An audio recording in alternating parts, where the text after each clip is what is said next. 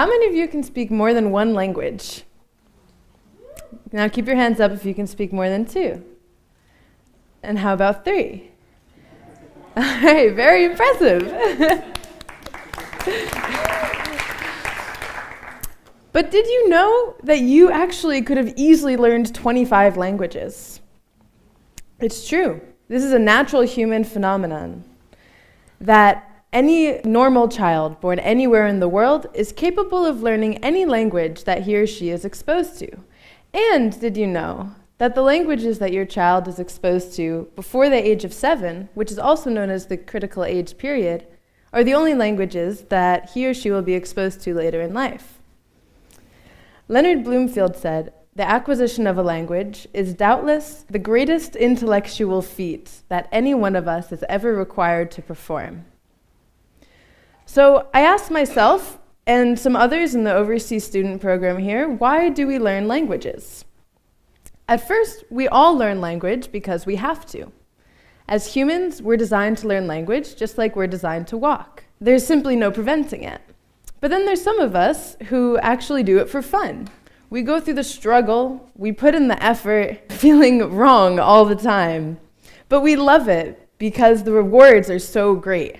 It's awesome to speak another language, to carry it with you everywhere you go, to travel and communicate with people in their native language makes conversation so much more personal, and you actually get to enjoy more out of life because it gives you the opportunity to understand more music and movies and games from around the world.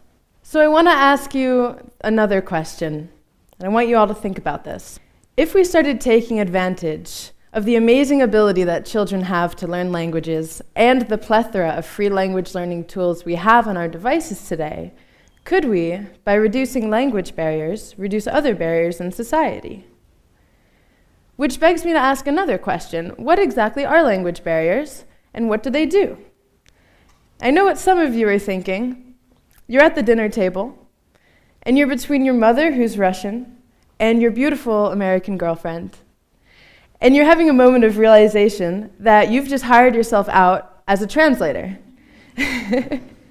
So you have to spend the whole evening hearing everything 3 times. And even though you thought that you could speak English and Russian perfectly, you're starting to feel confused and frustrated, and you're desperate for a couple minutes of alone time just to think in whatever language you choose to think in. But there's a lot more to language barriers that I want you to know. Have you ever heard of linguistic relativity? Linguistic relativity is the field which asks questions on the relations between language, perception, and thought.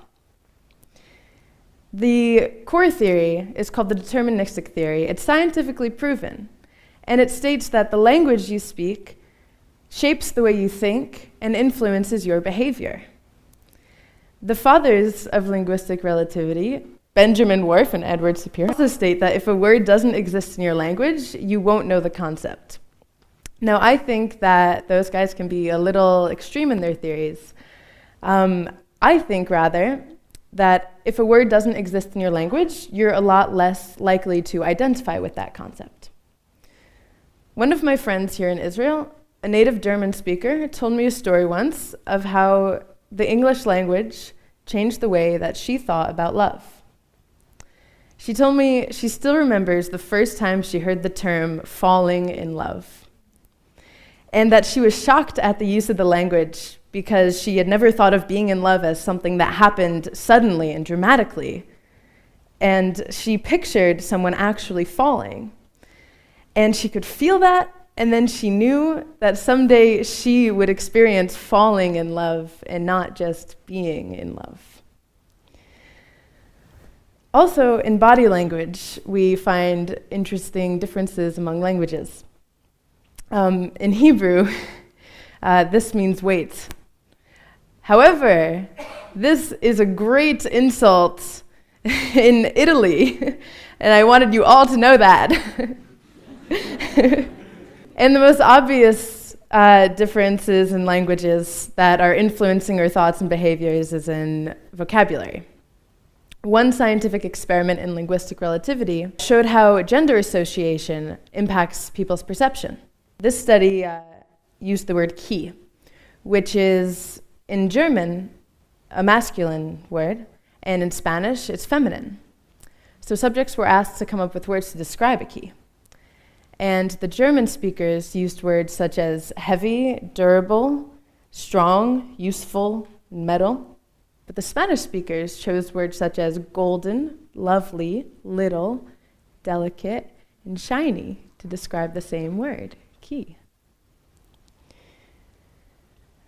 Another interesting difference we find among languages is in the perception of correctness. I read in a study by John Myhill at University of Haifa that correctness in present-day English and most European languages is based on prestige. So the development of these languages has actually followed the trends of its most elite speakers. But other languages perceive correctness in a much different way. Languages such as Arabic and Hebrew and Icelandic are based on textual references. So, if a word appears in a text, in Arabic, which is based on the Quran, and Hebrew is based on the Torah and Mishnah, if a word or grammar appears in these texts, it's correct, and if it doesn't, it's not correct. For these languages, there's no connection between correction and prestige. And there are many, many words in languages that don't appear anywhere else, such as stam in Hebrew, which can be translated into English as just kidding, but not really. It's a unique word to let someone know that you're not being serious. And halomot paz is how you say sweet dreams in Hebrew, but it actually translates directly as golden dreams. And there's a word in German that I love called Fernweh, which dictionaries translate it as itchy feet. And it's the opposite of homesick. It describes the feeling that you need to travel. So when my German friend taught me this word, I thought, wow, how I wish that this word existed in my language. And I wondered that if we use such a word, how my experience of feeling like the only one in my family with a strong desire to see the world may have been different. So a few weeks ago, after auditioning to be up here on the TED stage, I reached out to my psychology professor back in New York and asked him what he thought about linguistic relativity. And what he says explains the story of my friend and, in terms of psychology and memory, what happened when she learned a new term about love. He said, "It is the breadth of our language, not our vast experiences, which help color our lives. That is in memory. The language labels that we assign events and experiences shape, indeed, limit the way that we can remember them. For example, if the only positive emotion word we knew was happy, all positive memories are labeled as happy memories. And if they all fit in that happy bucket together, then their shared features, which make them labeled as happy, will be reinforced and at times amplified at the expense of their differences to allow for better access. This is because your mind categorizes everything with language labels so that it can reach for your memories as quickly as possible. And everything that you say and do, every decision you make, every conversation that you have is just a consequence of some memories, right? So in other words, your ability overall to access your memories is actually directly related to your breadth and knowledge of vocabulary. Because our languages are constantly changing, language barriers are just growing bigger and bigger. So what do you think, everyone?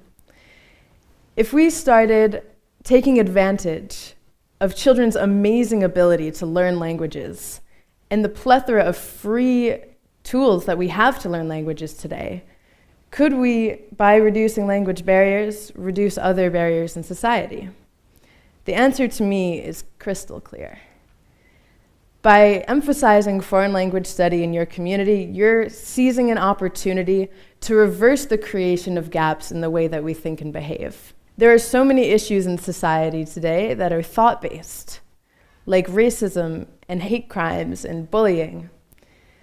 So by increasing the knowledge of language, we can overcome these differences. Also by having more multilingual programs for children, of course, because it's that critical age period before age 7 where we have this opportunity. So one such program exists in Jaffa called the Orchard of Abraham's Children. It was founded by a Palestinian man and a Jewish woman who are married. And they've established 3 kindergartens that teach in both Arabic and Hebrew and celebrate both cultures' holidays. So programs like this one are using bilingual education to promote peace and coexistence in a humanitarian, non-political way. And it's so effective because our language is a huge part of our identity. Being born to Reformed Jewish parents gave me really early exposure to the Hebrew language. And if it wasn't for that early exposure, I'm sure I wouldn't be here in Israel studying linguistics or giving this talk to you about the power of being able to identify with more than one language. Now, I want to leave you with this quote by Helen Keller, who was an American author, a political activist, and the first deaf-blind person ever to receive a Bachelor of Arts degree. Suddenly, I felt a misty consciousness as of something forgotten, and a thrill of returning thought. And somehow, the mystery of language was revealed to me. Everything had a name, and each name gave birth to a new thought. Thank you.